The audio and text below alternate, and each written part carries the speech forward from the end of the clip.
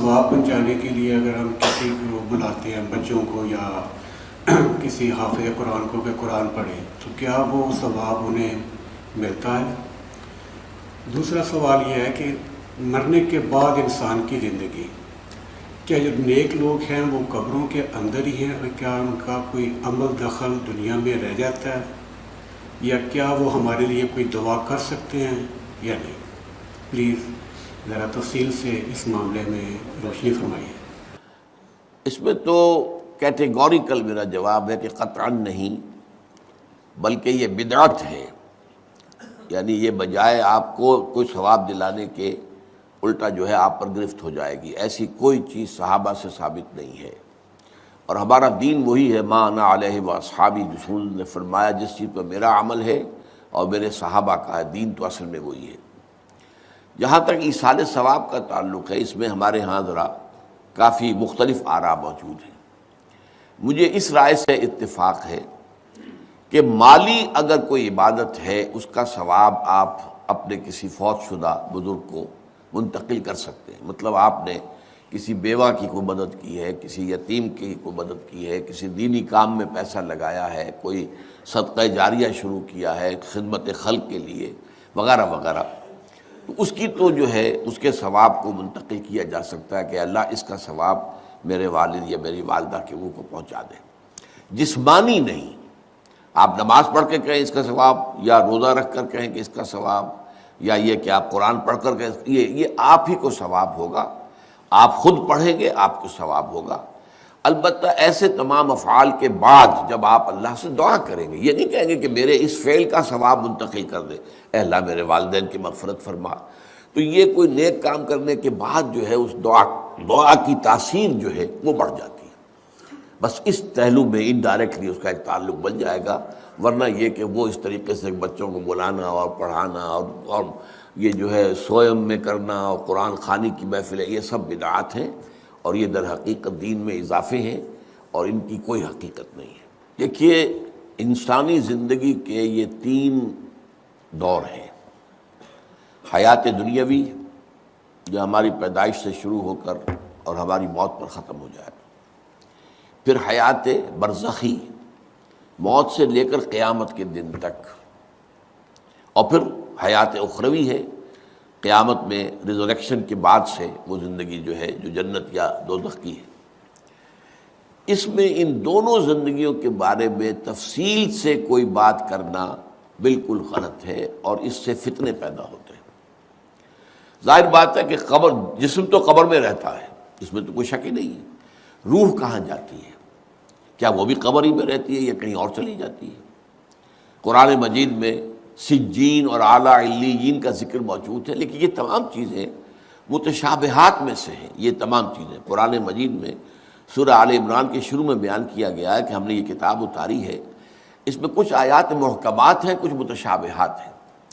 وہ متشابہات کا ایگزیکٹ مفہوم جاننا اس وقت ہمارے لیے ممکن نہیں ہے۔ یہ تو جب اس عالم میں ہم پہنچیں گے تو معلوم ہوگا کہ ہاں یہ بات تھی کہ جو قرآن مجید میں اس طور سے کہی گئی تھی۔ لیکن یہ کہ اس وقت جو ہے جتنا کچھ ہمیں حدیث صحیح میں مل جائے یا قرآن میں مل جائے، اس عالم برزخ میں بھی یہ تو ہوتا ہے کہ جو نیک لوگ ہیں انہیں کچھ نہ کچھ جو ہے اثرات اچھے ان پر پڑتے رہتے ہیں، ان کی ارواح پر کہہ لیجئے، اور کچھ جو برے ہیں ان کے اوپر جو آخری انجام ہونا ہے اس کی کچھ ریفلیکشن ہوتی رہتی ہے، جس کو حدیث میں کہا گیا ہے کہ ہر قبر جو ہے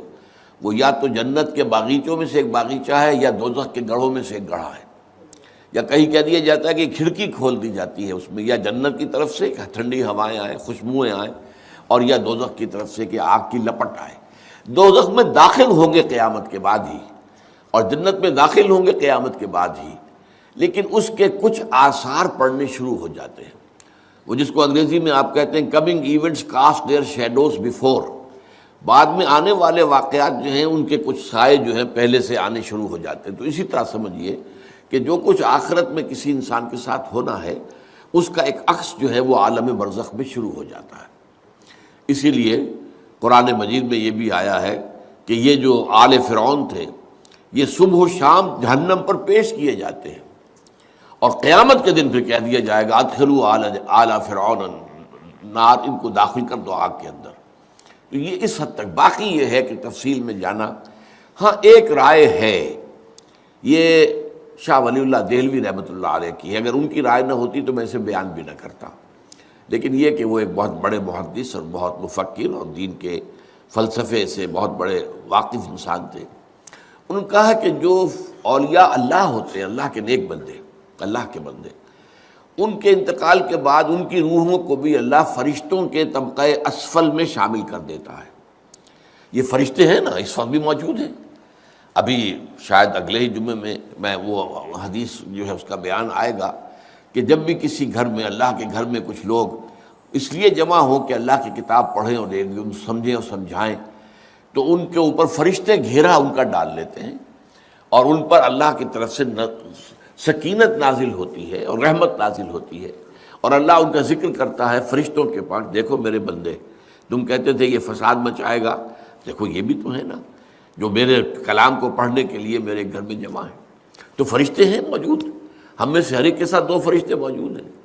تو یہ فرشتہ اسفل ہے، سب سے نیچے، جو دنیا کے کاروبار کو چلانے میں اللہ تعالیٰ کے سول سرونٹس ہیں، پھر اس سے اوپر کے فرشتے ہیں، اس سے اور اوپر کے فرشتے ہیں، پھر مقربین ہیں جو اللہ تعالیٰ کے قریب ترین فرشتے ہیں۔ لیکن یہ کہ ملائکہ کے طبقہ اسفل میں شامل کر لیتے ہیں تاکہ جو کام اللہ تعالیٰ ملائکہ سے لیتا ہے وہ ان سے بھی لینے شروع کر دیتا ہے۔ لیکن ہمیں یہ اجازت نہیں ہے کہ ہم فرشتوں کو پکار کر کہیں کہ اے فرشتے، اے جبریل، اے میکائیل، یا فلاں، اے منکر، جو یا میرے جو ہے کرامن کاتبین، میرا یہ کام کر دو، نہیں، یہ شرک ہو جائے گا۔ اسی طرح ہو سکتا ہے کہ انبیاء کی ارواح جو ہے وہ بھی اللہ تعالیٰ نے شامل کی ہوئی اس لشکر کے اندر، وہ کام کر رہے ہوں اور وہ اللہ تعالیٰ کے حکم سے مختلف معاملات جو ایگزیکیوٹ کرتے ہوں، لیکن ہم کسی کو پکار نہیں سکتے۔